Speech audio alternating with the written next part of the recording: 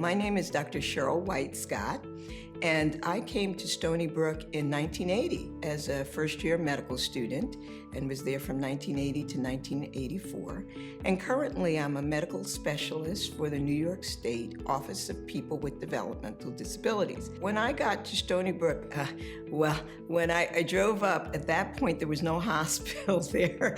It was a lot of open areas. The highway there was basically just a couple of food stores. It was pretty rustic, and I'm a city girl. I'm born and raised in Harlem, and so it was really a little different. Dr. Jordan was one of the first people I met. He interviewed me and changed my life, basically. And so my time at Stony Brook helped work and develop not only my educational aspects, but those aspirations that I had to really help people. And that's really what I've done over my life. People with developmental disabilities are a really underserved area, and people of color with developmental disabilities are very underserved. And so part of that has been my life work and my passion from all types of perspectives. When I got to Stony Brook, it was the first class of 76 people. It had previously been 48 people, a very small class, and that was one of the things I appreciated. The teachers, the professors knew you, you knew them, but also as a class, we were really a community. Diverse, different, but also in a common joined bond. There were only about 7 or 8 minority students in the class, and we of course bonded very closely and were very supportive of one another, but the entire class was supportive. One thing I remember most is our first year, the introduction to clinical medicine, which is both exciting, but also really challenging. And for a New York City person, the other thing is I had to learn how to drive to be able to drive to the different hospital sites. That really cemented the art of medicine, and not only the educational experience, really developing my ability to interact with people on a clinical level, to synthesize clinical information, and to manage not only my own expectations, but also working with patients across the spectrum. And now I can basically manage any clinical situation, and I can drive. Dr. Jordan was the dean of students when I first got to Stony Brook, but also I think he was more so the person that was the all-around go-to person for all students, but especially for students of color. Was always there, whether it be, how are we going to pay this bill?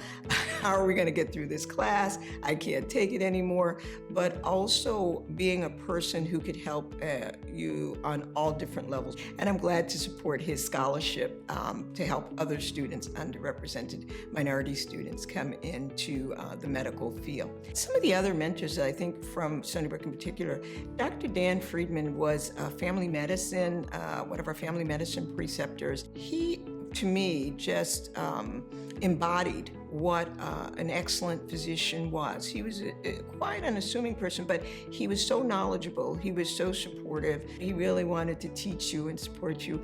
And we did fun things like he took us on his boat to Fire Island. I am not a boat person. Like I said, I'm a city person. I was like, woo!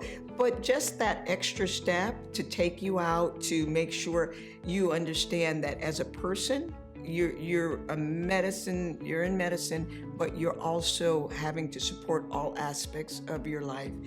Who can say enough also about anatomy and Jack Stern? I think as an undergraduate, it was biochem or organic chemistry. In medical school, it's anatomy.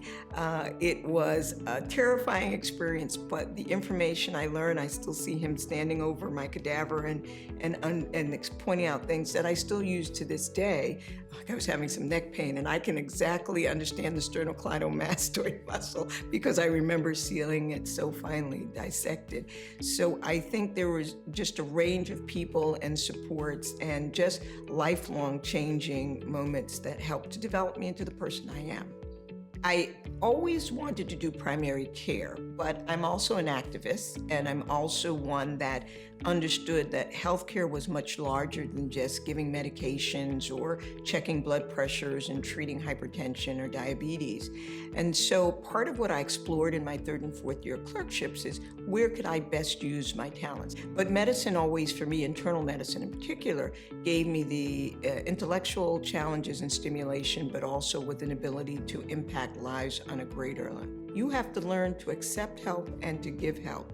And I think that was one of the major lessons that I learned from Stony Brook, and that was very helpful as I then explored into my career paths. Mentoring is definitely a key part of what I continue to do, to continue to expand and to give back. And that's what Dr. Jordan always said to us too. I don't want anything from you beyond you continuing to give back to others. And that's one of the mottos that I live by. My hope is that with all of the challenges we have going on in the world, that we remember that we're here to help one another, to support one another in whatever way that may be. I love what I do. I love caring for people. I love being hands-on, but I also love being able to administratively and on that larger platform make systems change. As long as there are people who are hungry in this world, who have no food, for people who don't have the medications they need, for people who can't get to the doctor, our jobs are not done. We need institutions like Stony Brook that help to support that and develop people in that well-roundedness. So when they go out there, they're the best physician they can be, but they also are kind, supportive, loving, and continue to do the good.